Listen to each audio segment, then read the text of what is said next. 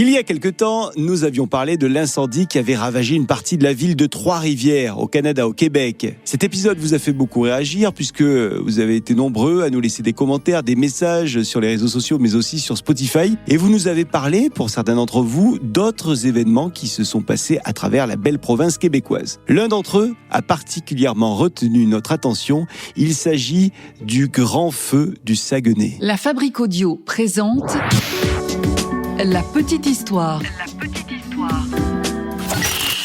www.lafabriqueaudio.com. Salut tout le monde et bienvenue dans un nouvel épisode de La Petite Histoire. Je suis Florent Mounier et c'est moi qui vais vous narrer cette histoire qui a été écrite et mixée par Sébastien Girard. Avant de commencer, on vous rappelle que vous pouvez nous soutenir via Patreon pour moins de 5 € par mois, avec en contrepartie de nombreux avantages comme des épisodes sans pub, des histoires exclusives ou encore des coulisses de la Fabrique Audio.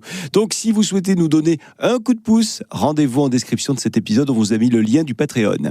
Aujourd'hui, on remercie Véronique, alias Vro, sur Spotify. Véronique, elle nous a suggéré de nous intéresser à la région du Saguenay, Lac-Saint-Jean, endroit où beaucoup de catastrophes ont eu lieu, dont celle dont on va vous parler aujourd'hui. Ah ouais. Quelle histoire, ça aussi. Nous sommes le 19 mai 1870, à Saint-Félicien, au Québec. À cette époque de l'année, les beaux jours sont revenus sur la région, plus tôt que les saisons dernières. Ce jour-là particulièrement, il fait très très beau, voire même un peu chaud, pas un brin de vent. Et j'ajoute qu'il n'a pas plu depuis pas mal de temps, donc tout est relativement sec. Abel, Joseph et Henri Savard sont 3 frères. Ce jour-là, la fratrie est en train de profiter du temps radieux pour travailler la terre. L'hiver a été tellement long que pour eux, c'est un vrai bonheur de pouvoir travailler en plein air dans ces belles conditions. Mais en sortant de chez eux, les 3 frangins ont remarqué quelque chose d'inhabituel. En effet, le sol est recouvert d'une pellicule jaune. En fait, il a fait tellement chaud ces derniers temps, chaud et sec, que le sol est tapi de pollen. Bon, les Savards n'ont pas le temps de s'attarder sur ce petit détail parce que c'est une grosse journée qui les attend. Donc, au boulot. Les frérots commencent alors un gros débroussaillage. Ils font de gros tas de branches, ils empilent des feuilles mortes et ils mettent le feu à tout ça. Jusque-là, rien d'anormal, les conditions semblent permettre de faire un feu. Mais, peu de temps avant midi, un vent d'ouest se met soudainement à souffler. Ce vent qui s'est levé d'un coup vient de prendre de court les Savards. C'est vrai qu'ils ne s'attendaient pas à ce que ça souffle aussi fort et de manière aussi brutale. Désormais, on peut distinguer quelques flammes, et le vent commence à attiser ces flammes. Il ne faudra pas 5 minutes pour que les flammes embrasent désormais la forêt entière. Les 3 frères tentent tout ce qu'ils peuvent pour circonscrire le feu, mais c'est déjà trop tard. Le sol, l'air et les arbres sont tellement secs que tout est hors de contrôle. Le feu se propage à une vitesse phénoménale. La mère des frangins, elle, est restée au domicile familial. Elle est à plus de 3 km des terres où travaillent ses fils, et depuis la maison, elle aperçoit déjà la fumée et les flammes. Vous l'imaginez, dans la tête de cette mère, l'angoisse commence à monter. Pas de temps à perdre, elle décide de prendre une valise, de l'ouvrir et d'y jeter tout ce qu'elle trouve. Puis, elle lance la valise sur un radeau, car effectivement, à côté de la maison, se trouve de l'eau. Et elle prend le large avec ce radeau. Pendant ce temps-là, les flammes ont déjà atteint la maison. La mère Savard va voir sa maison brûler sous ses yeux. Et pire que la maison, ce sont ses fils. Elle commence à penser à eux. Où sont-ils en ce moment ? Sont-ils sains et saufs ? Ou est-ce qu'ils ont déjà brûlé ? Tous les habitants de Saint-Félicien regardent cet incendie. Et je peux vous dire que tout le monde est apeuré, choqué. Et puis, on se sent surtout impuissant face à ce mur de flammes qui fonce sur les villageois.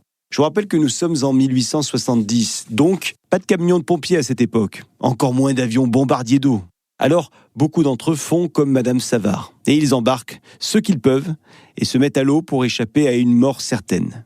Ils abandonnent ainsi leur maison et leurs ruelles.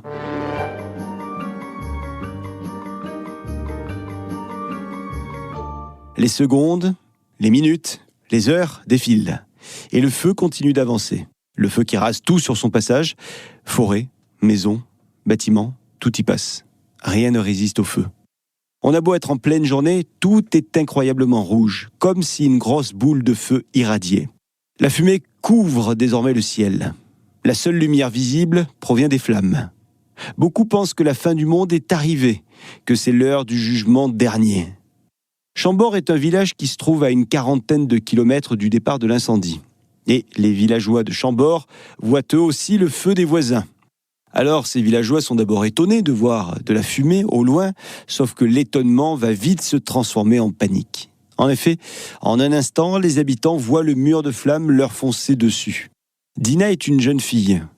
Ce jour-là, comme tous les jeunes de son âge, Dina est à l'école. Son frère, il a vu les flammes arriver, il a vu la fumée débarquer. Alors, le voici dans l'école de sa sœur pour tenter de la sauver. Mais Dina a déjà quitté les lieux. Je peux vous dire que c'est un feu épouvantable qui court désormais partout comme un vent terrible. Tout le village est pris de panique, les gens s'affolent, crient et certains se jettent à l'eau pour essayer de survivre. Sauf que certains d'entre eux ne savent pas nager. Alors, ils coulent. À ce moment-là, Dina, elle, se cache dans une cave, la cave d'une maison. La maison a été construite en bord de ruisseau. C'est bien de se mettre à côté de l'eau. Dina n'a pas été la seule à avoir eu cette bonne idée. Avec elle dans la cave, une 20aine de personnes. Ceux qui sont restés à l'extérieur de la cave continuent d'arroser les murs de cette cave pour éviter qu'elle ne prenne feu. À quelques pas de là, le père et le frère de Dina se cachent eux aussi dans une autre cave avec 2 personnes. Mais le feu finit par arriver à l'intérieur de la cave. Le père et le frère de Dina vont périr, carbonisés. Alors je peux vous dire qu'ils ne seront pas les seuls morts que le feu va faire dans ce village. Un jeune homme est par exemple lui aussi retrouvé, carbonisé. Il tentait en fait de sauver son cheval. Le temps passe et le feu poursuit toujours sa route. Pour chaque village par lequel il passe, c'est le même scénario. D'abord la panique, ensuite la fuite et enfin le drame. Au bout de 7 heures, plus de 160 km ont été parcourus par les flammes. Le feu vient désormais d'atteindre la ville de Chicoutimi. C'est une pluie miraculeuse qui va mettre fin à cette horreur et arrêter la progression du feu, jusqu'à l'éteindre totalement. C'est le lendemain, le 20 mai, que la région découvre l'horreur de la veille. L'heure est au bilan et au constat. C'est la ruine la plus complète dans ces villages. Au total, 555 familles sont complètement ruinées. 146 autres ont perdu leur maison. Alors l'être humain peut se montrer exceptionnel dans certains cas et tourner vers l'autre. Et j'aimerais souligner ici la mobilisation sans précédent qui est venue de toute la province, aussi bien en matière de nourriture, de vêtements, de bois, mais aussi de main-d'œuvre. Tout le monde a essayé de reconstruire les maisons et les ruelles qui étaient dévastées. Voilà les amis, pour celles et ceux qui habitent dans la région du Saguenay, est-ce que vous connaissiez cette histoire ? Dites-le nous en commentaire, on attend ces commentaires notamment sur Spotify mais aussi sur l'ensemble des réseaux sociaux. Et si vous aussi vous souhaitez qu'on s'intéresse à une histoire en particulier, faites comme Véronique Vraud, vous nous laissez un petit message parce que c'est grâce à vous aussi qu'on peut découvrir et faire découvrir des histoires insolites ou surprenantes. Et moi en attendant, je vous dis à très vite pour une nouvelle petite histoire et d'ici là, je vous attends sur le Patreon de la petite histoire. La Fabrique Audio présente La petite histoire. Vous souhaitez devenir sponsor de ce podcast ? Contact @lafabriqueaudio.com. Avant de se quitter, je vous rappelle que La Petite Histoire est un podcast de La Fabrique Audio. La Fabrique Audio réalise des podcasts de marque et d'entreprise. Donc, si vous cherchez pour vous, pour votre entreprise, pour votre marque, un studio pour faire des podcasts, n'hésitez plus. Envoyez-nous un mail, contact@lafabriqueaudio.com, la fabrique avec un K.